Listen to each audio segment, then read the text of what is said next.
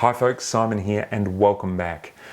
So today I want you to sit forward, get your spidey senses tingling, make yourself a little uncomfortable. Yep, that's right, uncomfortable, because in this video we're exploring the theme of constructive discomfort. And in a quick moment of dramatic irony, just as I was setting up to shoot this video, we experienced an earthquake here in Melbourne. Talk about discomfort, everything shook. I'm sorry Melbourne if I brought that on.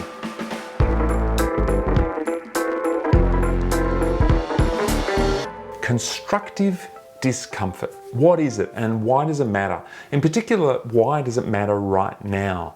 I want to explore those two questions and then offer you some practical suggestions that you can use with yourself or perhaps even with your team. I like being comfortable and I suspect I'm not alone. But I also know that being comfortable isn't always in my best interests. If I spend too much time trying to keep myself comfortable, chances are I don't try new things, I don't challenge myself, I avoid conversations that I know need to be had, all because it's simply, well, easier. The comfy sofa that is the status quo. Comfy sofa. But that got me thinking, how often do I deliberately put myself into a position of discomfort? Not just for the sake of it, but because I want to push beyond the status quo and grow into something new. New in who I am being and how I'm experiencing life, or in the work I'm doing, or it could be in my relationships. And I think the answer is, right now, not enough.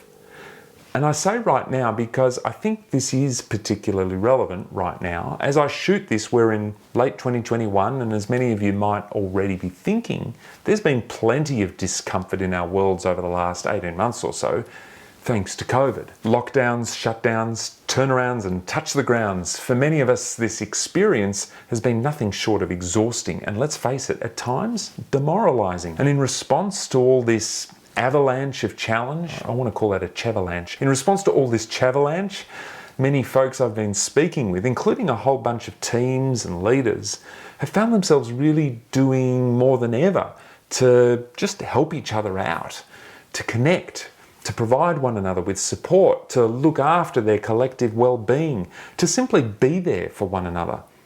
In other words, it's as if we've been collectively looking for ways to alleviate our discomfort, to soften the blow where we can, or to be just that little bit more compassionate, patient, and kind to ourselves and to one another.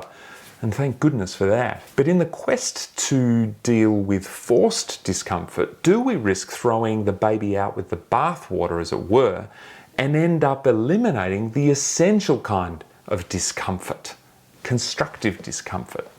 That sweet spot where we hold ourselves in a state which, causes us discomfort, but we're doing it because we believe it will bring a payoff or a reward. Because when it comes to discomfort, I'm happy to cut a deal. I'm happy to make a trade-off if it brings with it a promise of positive change. I'm quite happy to be in pain while personal training. Who am I kidding? That's a completely fabricated example. I'm quite happy to hold an uncomfortable stretch in yoga if I feel it will leave me feeling stronger or more flexible. But the payoff does matter. This isn't about blindly following some kind of no pain, no gain mantra. That just sounds all a bit too Spartan. Although I've never met a Spartan, so that's probably unfair. So let's get practical here. What does that mean for you right now? What does constructive discomfort look like for you and your team? Well, I think actually talking about it is a huge step. Holding this idea of constructive discomfort as a desirable or intended thing in controlled doses and asking, where do I know I need to lean into a bit of discomfort right now? Just having that conversation is a big step forward. But some other questions you might ask are, what have we been putting off in the hope the problem will just go away by itself? Or where is there friction and what would it take to remove it? Or my personal favourite, what's an experiment I could be running right now? That's my favourite because the principle of always be experimenting allows us to kind of develop strength in this as a muscle. When you talk about experiments, you know it's something novel and it's perhaps just as likely to fail as it is to succeed. And what's more, it has to start with a hypothesis. What a great way to experience constructive discomfort. So what questions can you and your team use to identify the areas where you might benefit from a bit of constructive discomfort right now? Oh, and just one last thought. To be able to talk about constructive discomfort, I do think it's important to acknowledge you need a base level of safety.